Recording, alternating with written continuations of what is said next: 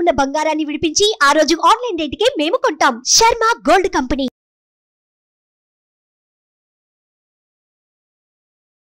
నమస్తే, welcome to Suman TV. నేను మీ యామ్ని. ప్రస్తుతం మనతో ఉన్నారు ప్రముఖ ఆధ్యాత్మికవేత్త రమాదేవి గారు ఉన్నారు. అమ్మతో మనం మాట్లాడదాం. నమస్తే అమ్మ. నమస్తే అమ్మా. అమ్మ, ఇప్పుడు శివరాత్రి రోజు అసలు ఎలాంటి నియమాలు పాటించాలి, ఎలాంటి నియమాలు అంటూ పాటించద్దమ్మా అసలు? మనము మిగతా రోజుల్లో బారెడు పొద్దుకి నిద్ర లేచినా ఏమీ కాదు, కానీ పండగ రోజుల్లో మాత్రం ఏ పండగైనా సూర్యోదయానికంటే ముందు నిద్ర లేవాలి. ఈ ఒక్కరోజైనా కానీ అన్నమాట. అంటే సాఫ్ట్వేర్ వాళ్ళు మాకు శివరాత్రి సెలవు కూడా ఉండదమ్మా, మరి మేమేం చేయాలి? నైట్ షిఫ్ట్లు 3-4 వరకు ఉంటాయి అంటే 3 వరకు నైట్ షిఫ్ట్ ఉంది. ఎలాగో 3 వరకు మేల్కొన్నారు అంటే వర్క్ ఉంది కాబట్టి మేల్కొన్నారు. లేదు సాటర్డే సండే మీరు రాత్రులు నిద్రపోతారు కదా, అంటే మన మైండ్ సెట్ ఎలా ఉంటే మనం అలా లేవగలుగుతాం, ఉండగలుగుతాం.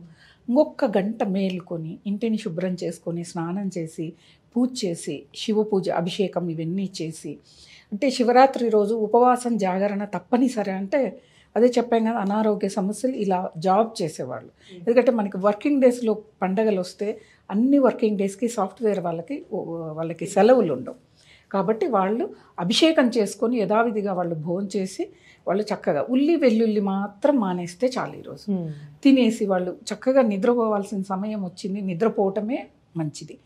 మిగతా ఇంట్లో ఉండే గృహిణీలు పండగ చేయాలనుకున్న వాళ్ళు సెలవులు, ఇప్పుడు స్కూల్ టీచర్లకి వాళ్ళకి సెలవు ఉంటుంది శివరాత్రి అంటే, వీళ్ళు మాత్రం తప్పనిసరి తెల్లవారుజామున లేవాలి, ఇంటిని శుభ్రం చేసుకొని గుమ్మం దగ్గర చక్కగా ముగ్గు పెట్టుకొని తలారా స్నానం చేయాలి. తలారా స్నానం చేస్తూనే మనం ఉతికి శుభ్రపరిచిన దుస్తులే ధరించాలి.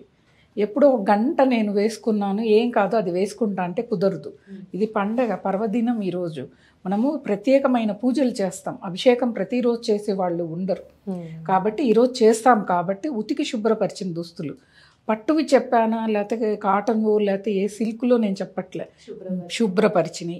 మీకు బాగా ఉన్నవాళ్ళు పట్టువే శుభ్రపరిచినవి ఉన్నాయి కట్టుకోవచ్చు, దానికి ఏం నియమం అంటూ ఏమీ లేదు. కాక మరి పనులు చేసుకునే వాళ్ళకి మాకు లేవు అంటే వాళ్ళు బాధపడిపోతారు, నేను పట్టువే కట్టమంటే. అలా ఏమీ లేదు నియమం. ఉతికి శుభ్రపరిచిన దుస్తులు ధరించాలి. తప్పకుండా నుదుటిన కుంకుమ కొంచెం విభూదిని ధరించాలి. మహిళలకే చెప్తున్నాను ఇవి. ఏదైనా వస్త్రం అంటే నైటీలు వేసుకోకండి, ఏక వస్త్రం అవుతుంది. కాబట్టి చక్కగా పండగ రోజుల్లోనైనా చీర కట్టుకోండి. చీర కట్టుకొని గాజులు వేసుకొని మెళ్ళో నల్ల పూసలు, కనీసం పండగ రోజైనా సాంప్రదాయానికి విలువనివ్వాలి. మిగతా రోజుల్లో అంటే ఎలాగో వినే స్థితిలో ఎవరూ లేరు, దానికి ఒక కామెంట్స్ వస్తాయి కాబట్టి చెప్పను. ఈ నియమాలు పాటిస్తూ మౌనాన్ని పాటిస్తూ లింగం ఉన్నవాళ్ళు అభిషేకం చేసుకొని నమశివాయ మంత్రం తప్ప వేరే నోటి నుంచి ఏమీ రాకూడదు.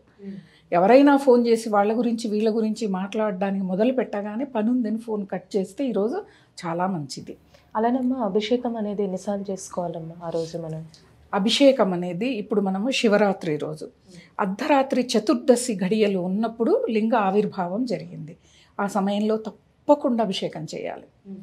అంటే ముందు రోజు మనకిప్పుడు 8వ తారీఖు శివరాత్రి వస్తుంది అంటే శుక్రవారం ఉదయం నుంచి కూడా మనకి ఉదయాన్నే అందరూ పూజా మందిరం శుభ్రం చేసుకుంటారు. అప్పుడు ఒకసారి అభిషేకం చేసుకోవాలి.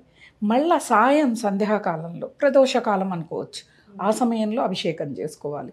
అర్ధరాత్రి 12 గంటలకి చతుర్దశి గడియలు ఉంటాయి. అప్పుడు ఉన్న రోజును మాత్రమే మనకి శివరాత్రి అని చెప్తారు.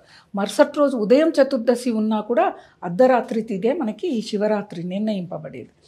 మళ్ళా బ్రహ్మీకాల ముహూర్తం మనకి 4 జాములు ఉంటాయి. రాత్రి జాము అంటే 3 గంటలు. 3 గంటలకు ఒకసారైనా అభిషేకం చేసుకోవచ్చు. రాత్రంతా లేదు మాకు అంత వీలు కాదమ్మా, సాయంత్రం చేసి అర్ధరాత్రి చేస్తాం, మళ్ళీ బ్రహ్మీకాల ముహూర్తంలో చేస్తాం, మళ్ళీ తెల్లవారుజామున అంటే 5-5:30 ఆ సమయంలో మళ్ళీ స్నానం చేసి మళ్ళీ అభిషేకం చేసి శివరాత్రి ఉపవాసాన్ని ముగించాలి. మనం ముందు రోజంతా ఉపవాసం ఉంటాం. ఈ విధంగా చేసుకుంటూ వెళితే ఉపవాసం లేని వాళ్ళైనా కూడా మనకి చతుర్దశి అయిన మరుసటి రోజునే భగవంతుడికి పరమేశ్వరుడికి ప్రసాదాన్ని తయారు చేసి పెట్టి అదే ప్రసాదాన్ని మనం భుజించాలి. అయితే ఇక్కడ ఒక నియమం ఉంది.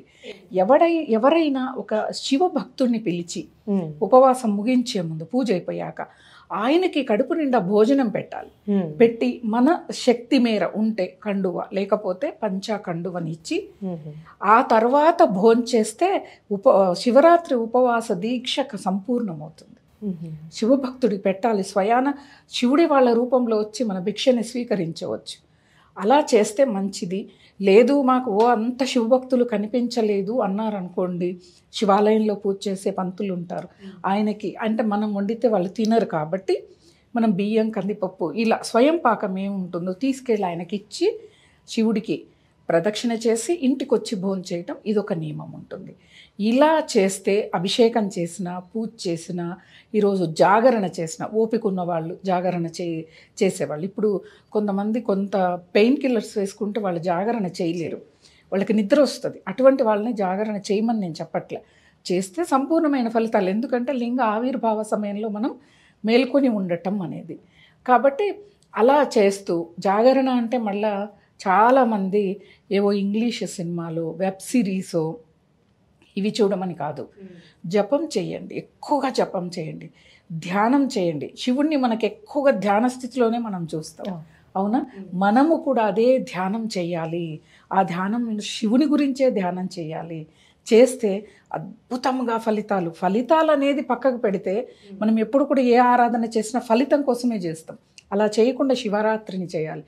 చెప్తారు కదా, జన్మకో శివరాత్రి అంటారు. ఒక్క శివరాత్రి అయినా కానీ మనం కనీసం సంపూర్ణంగా ఉపవాసం, జాగరణ, అభిషేకం, ఆలయ దర్శనం, శివభక్తుడికి భోజనం పెట్టడం, తర్వాత రోజు కూడా నిద్రించకుండా ఉండటం. రాత్రి జాగరణ చేస్తే మరుసటి రోజు ఉపవాసం చేసి భోజనం చేసామనుకో నిద్ర వచ్చేస్తుంది. అలా నిద్రపోకుండా ఏదో ఒకటి మనం వ్యాపకం పెట్టుకుని, మనకి ఏదైనా పని ఉంటే మామూలుగా నిద్ర అలా వ్యాపకం పెట్టుకుంటే సంపూర్ణంగా మనం శివరాత్రిని ఆచరించిన వాళ్ళం అవుతుంది. చాలా చక్కగా తెలియజేస్తారమ్మా, ధన్యవాదాలు. నమస్తే.